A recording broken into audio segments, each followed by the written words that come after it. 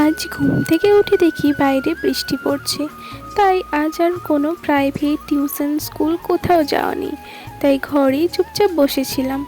যখন বাইরে বেরোই তখন দেখি অনেকটা জল রাস্তায় জমে গেছে। জানো তো, ছোটোতে যখন এরকম বৃষ্টি পড়তো, ব্যাস হয়ে যেত বায়না নৌকা বানাবো। আর নৌকা বানিয়ে আমরা সবাই জলে ভাসাতাম, কার নৌকা আগে যাচ্ছে, এটাই ছিল আমাদের প্রতিযোগিতা। তাই আজ আমি বসে পড়েছি কাগজ নিয়ে নৌকা বানানোর জন্য।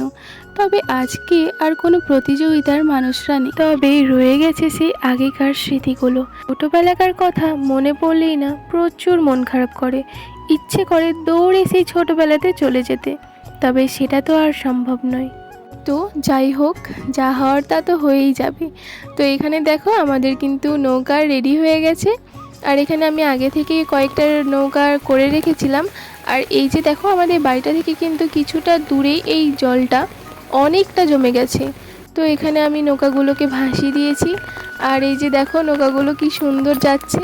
তবে ওই যে দেখতে পাচ্ছ, ওটা কিন্তু ফার্স্ট হয়েছে। কেমন হয়েছে নৌকা বানানো কমেন্টে কিন্তু অবশ্যই জানাবে। টাটা।